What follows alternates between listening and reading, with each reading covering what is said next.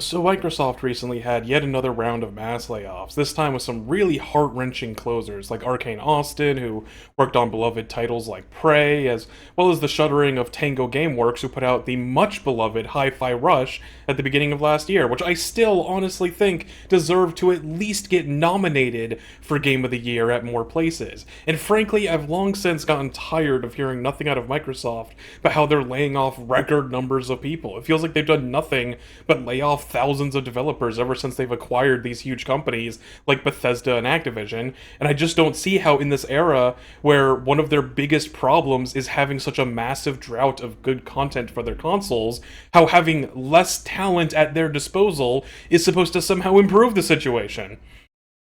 So I thought that with my mood now officially soured by the continued nonstop news of Microsoft firing more people, that maybe now is a good time to take a look back at the history of Microsoft's foray into gaming as a whole and really think about the question that I posed as the title of this video, which is, has Microsoft ever really known what they're doing in the gaming space?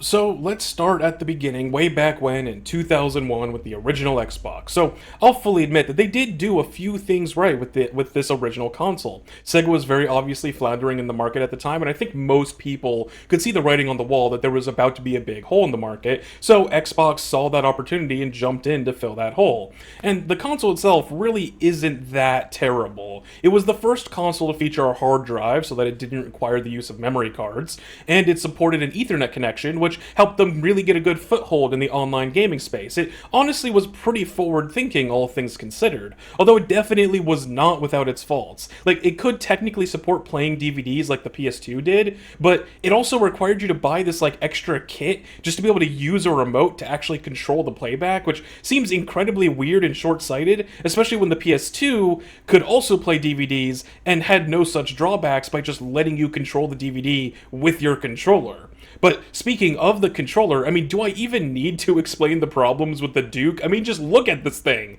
It was so massive that I'm pretty sure the only person working their QA department must have been Shaq or something, and there were some questionable choices made with the button layout. The face buttons were weirdly ovular, and instead of opting to have multiple trigger buttons like the PlayStation, they ended up having these white and black buttons that it seems like few games actually utilized for much, and famously it had what is considered by many to be the worst D-pad on any official controller ever made.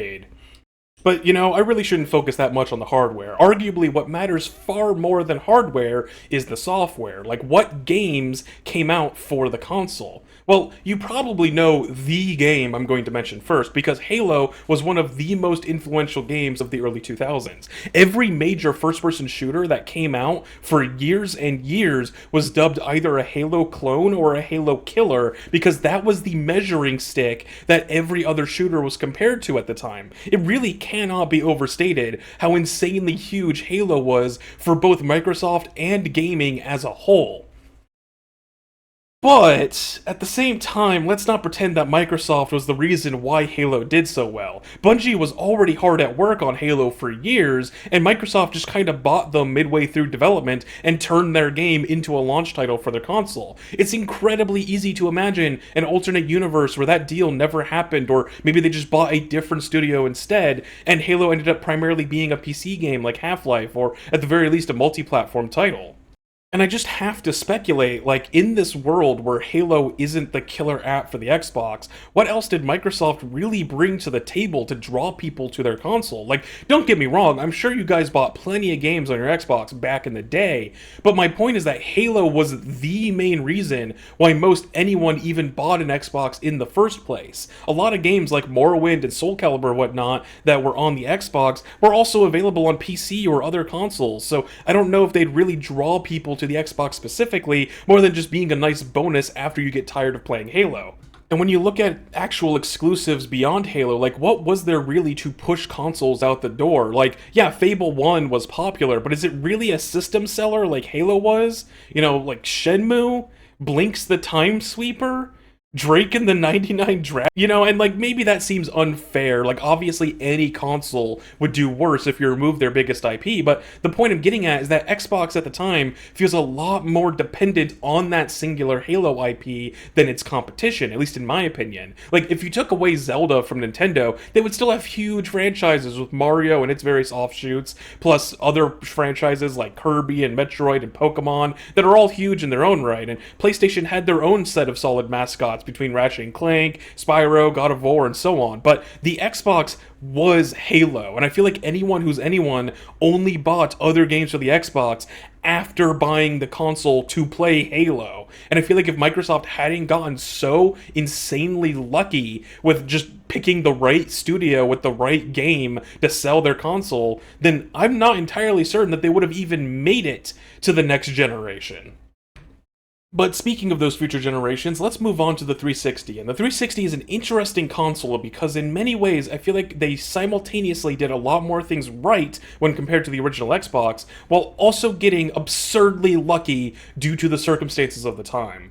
They seemingly took a lot of the criticism of the original Xbox to heart and made some legitimately good changes. Both the 360 console and controller were slimmer and more ergonomic, which made it appeal to a much wider market compared to the original Xbox. And if I'm being perfectly honest, the 360 controller was such a massive improvement that it basically became the template that almost all other game controllers are now based off of. Even the current PlayStation controller is now shaped more like a 360 gamepad compared to the previous PlayStation controllers, and Nintendo now pretty much regularly makes pro controllers for all their consoles that basically are just 360 gamepads. So again, credit where credit's due, they did a legitimately good job with that.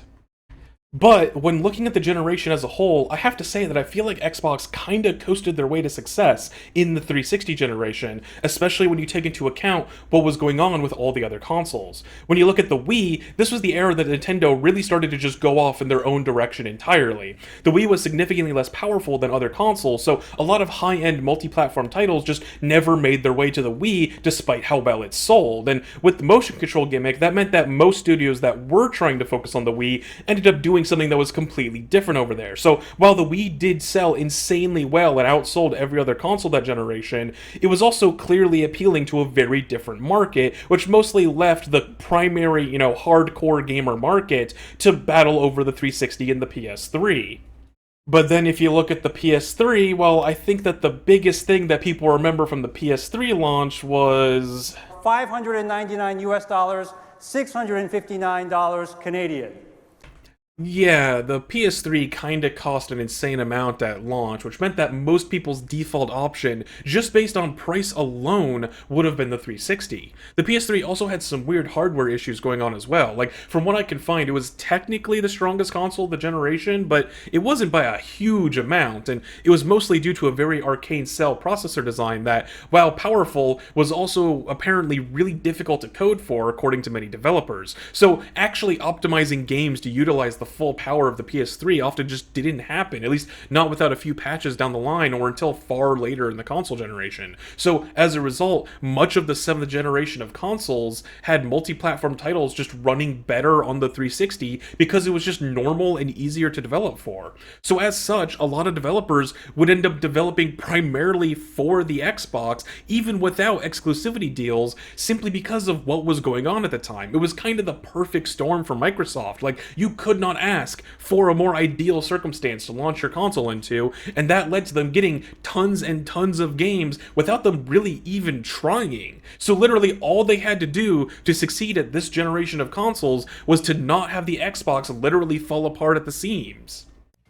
Like Frosty the Snowman in the Bahamas, some faulty Xbox 360s are literally melting down while running certain games.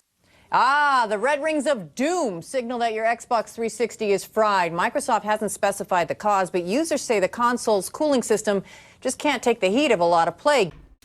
Oh yeah, there was that whole debacle. Essentially, in their attempts to make the 360 so sleek and pretty looking, they kinda neglected the build quality. From what I understand, it was a combination of poor thermals combined with bad soldering, which resulted in numerous hardware failures in countless 360s for years on end. But honestly, I think that Microsoft was saved from this debacle by the circumstances of their generation. Like I said, the Wii was already appealing to a completely different market, so if you were more interested in games like Call of Duty, then you you probably weren't going to buy a Wii anyways, and it wasn't like people knew about the Red Ring of Death thing before the console launch, so most people got invested into the Xbox ecosystem long before their console started melting. Plus, services like the Xbox's paid online only encouraged people to stick through it, and since the PS3 was so expensive, I think most people would rather just try to get their 360 repaired instead of swapping over to the other console. If it was virtually any other generation where Microsoft would have had to deal with more normal competition, if they hadn't launched a year ahead of everyone else to really get their foot in the door and get people building up a library before their competition was even on the market, then the Red Ring of Death saga could have easily done way more harm to the company than it ended up doing. So once again, I feel like it was really luck that was carrying the Xbox through these times, despite how good the 360 generation was for Microsoft. And that brings us to the 8th generation of consoles, and this is really where Xbox's luck finally started to run out. Sony really got their act together after the debacle that was the PS3 and made a much more standardized PS4 that was easier to develop for, and Nintendo was still off doing its own thing, making their own mistakes at the time, but oh boy were there so many unforced errors with the Xbox One. I mean, just to start with the name, Nintendo might still take the cake with the Wii U and the terrible names department, but my god, the Xbox One is right up there. Like, the 360 at least made some sense. They didn't want to call it the Xbox 2 when PS3 was their competition, but then they go in a full 180 and call it the Xbox One against the PS4? Like, what kind of logic is that? I mean, I'm pretty sure most people think that calling it the Xbox 720 or the next box would have unironically been better names. And I mean, okay, putting the name aside, let's just run down the list of issues with the console. And I mean, we can basically find all of the problems that Microsoft had by just talking about what they were so proud to show off during their 2013 conference. Right off the bat, their plan was to have the console itself equipped with always online DRM. It's not that you need to be online to play online games or for certain features to work. No, it was stated to require you to be online for the console to function at all, even if you were playing just a single player game, which just is a level of insane tone deafness that it boggles the mind. Like, people were already mad at individual games having always online DRM in this era. That SimCity game that came out in 2013 had this exact same kind of DRM, and that came out in March earlier that year, and that already sparked a huge outrage at the time, especially when it was shown that you could just comment out like a single line of code to disable the DRM and the game would continue to function just fine offline. So the fact that Microsoft couldn't see the writing on the wall here is just mind-blowingly oblivious, especially with their follow-ups to this announcement where they talked about how backwards compatibility was backwards thinking, and that if you couldn't reliably maintain an online connection, then you should just keep playing on a 360 instead, which is just like, wow, I hope that guy got fired. And speaking of DRM, there was also the fact that the console itself was designed to basically kill off the concept of used games and sharing games with your friend. As soon as a game was inserted into the console, it was designed to never work in any other console again. And I mean, not only did everyone rightfully hate this, but it just gave Sony a free layup to dunk on them in the following days by simply saying that they wouldn't do that, and then everybody gave them an absurd amount of applause for it. Furthermore, a huge part of their marketing was spent talking about all of the non-gaming features, like how you could plug your cable box into the console and use it to watch TV with additional features. And like, again, 2013 might have been a while ago by now, but people were already cutting cable by this point, especially younger people that were more interested in video games over TV shows. So this just feels like yet another completely tone-deaf design decision that completely ignores their core target demographic. Like, yeah, they were clearly trying to appeal to a wider market, but who in their right mind is spending $500 in addition to their cable package just to be able to use an Xbox controller to change the channel? And I mean, while we're talking about the price, they did what Sony did the previous generation and sold their console for a solid $100 more than their most direct competition, which is always a good way to shoot yourself in the foot right on the starting line. But hey, what did that extra $100 get you? Well, it came with a Kinect sold in the console itself. What's that? The Kinect was a piece of garbage that never really worked properly and nobody liked it? Well, now everybody who buys an Xbox One will be forced to own it. Like, yeah, I know the Kinect was technically a mistake they made back in the 360 generation, but at least back then it was just an optional add-on, hoping to chase the success of the Wii. Having their next console require the Kinect, despite all the issues it had, and then as a direct result of that, causing the console to release at a significantly higher price than their competition, might honestly be their biggest mistake, and that's saying something considering what we've talked about so far. Honestly, I could probably make an entire video just about how terrible of an idea the Kinect was, so I should probably move on before I start ranting for hours about it. But if you want to see me make that video in the future, let me know down in the comments below.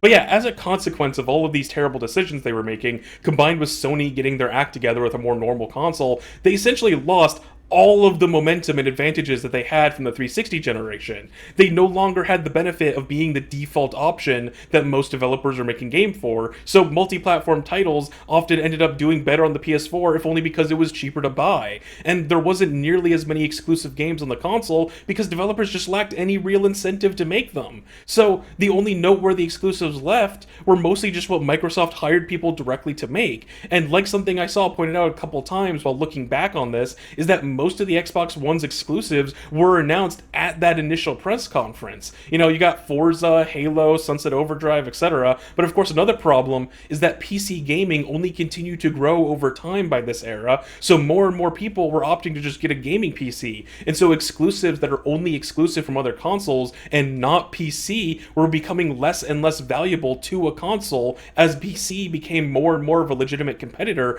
to those consoles. So when you have games like Titanfall, which are legitimately amazing, but are also available on PC in addition to your console, it kind of loses a lot of the power it might have had in convincing people to buy an Xbox. Like, Sony has been porting a lot of their games to PC as well lately, but they usually give it like a year or two long grace period before that port comes out. So there's usually still a pretty solid reason to buy a PlayStation if you don't want to wait for it. But so many quote-unquote exclusives like Quantum Break or Killer Instinct would also launch day one on PC, which left very little reason to actually buy an Xbox. I mean, don't get me wrong, as a consumer that primarily uses a PC, I'm hardly complaining, but it's certainly not a good look for Xbox themselves to hardly have any games that are actually exclusive to their console, especially when huge mainstay franchises like Halo started to go on the decline by this era.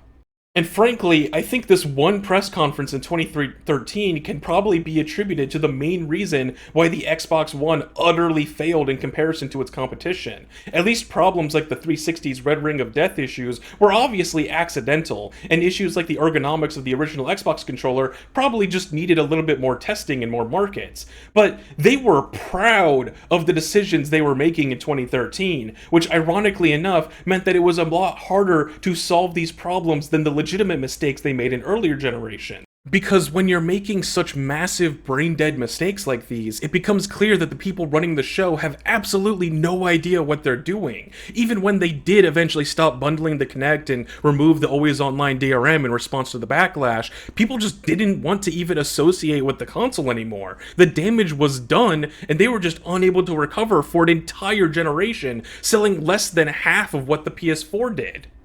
Again, despite how much insane momentum they had coming out of the 360 generation.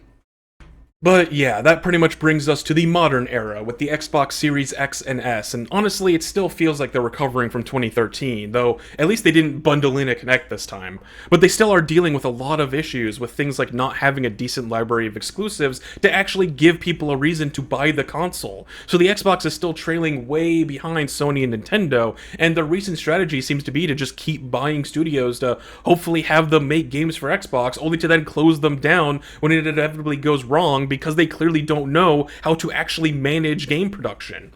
To give them some credit, they did start up Game Pass, and that has been a pretty popular service on both consoles and PC. But I have to say that I'm kind of skeptical of Game Pass's sustainability moving forwards. It's one of those things that feels a little bit too good to be true when you think about it for too long, and it's giving me serious Movie Pass vibes, if anyone remembers that. Like, it only costs $10 a month, while AAA games only continue to rise in price, with many now being priced at $70. So, while Sony is sitting over here collecting $70 a pop every time they they put out a God of War or The Last of Us or whatever, Xbox often just gets people to go to Game Pass for chump change instead.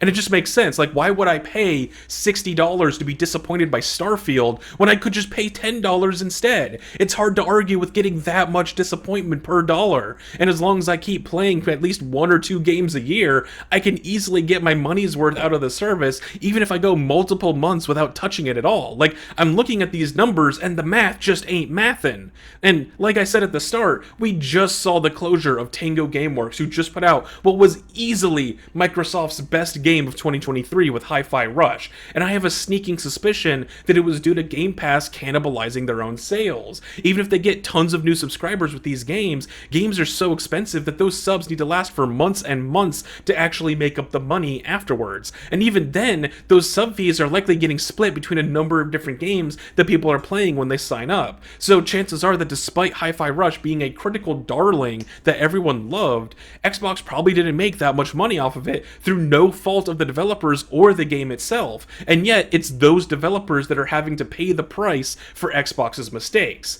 And now they're in this awkward situation where they keep buying up these studios to try and solve their lack of games problem, but then they end up self-sabotaging by releasing everything on Game Pass, where they inevitably make less money than they would have by just selling the games directly, which only prompts them to try and buy up more studios, and then the cycle just repeats.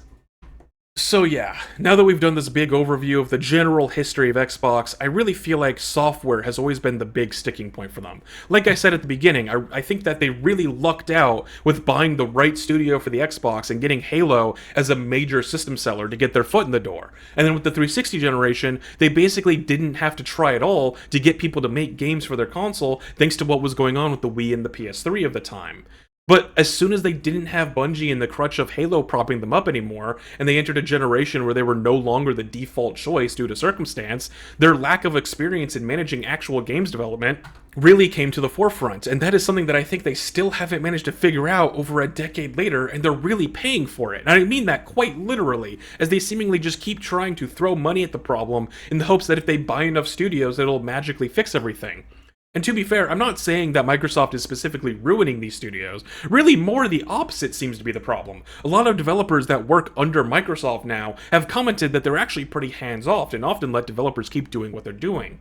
But the problem is that they often buy studios that are going through some kind of rough patch, like Bethesda with how both Redfall and Starfield were clearly having a very troubled development cycle, and now Blizzard and all the problems that they have going on. And so by taking that very hands-off approach, that also means that these studios aren't actually getting nearly as much help as they need in order to succeed. And look, I'm also not saying that Microsoft is somehow unique in making massive mistakes in the game industry. In this video alone, I touched on Sega flunking out of the console market, Sony completely botching the launch of the PS3 despite the success of the PS2, Nintendo ruining an entire generation by naming a console the Wii U, and so on and so forth. There have always been huge controversies with most of these major gaming companies going on at nearly all times, so there's no shortage of morons at all of these companies. But at the very least, on a fundamental level, at least Nintendo and Sony seem to understand that having a strong library of good games with legacy developers is an incredibly important part of owning a gaming company. Meanwhile, Microsoft seemingly doesn't know how to actually appeal to gamers and manage game development beyond just buying a studio and hoping that it just puts out a good game for them. And that's kind of a big problem that should have been addressed decades ago. Well, I'm glad to finally get that off my chest. This has been something that I've thought about for a long time now, and I just couldn't really hold it in anymore.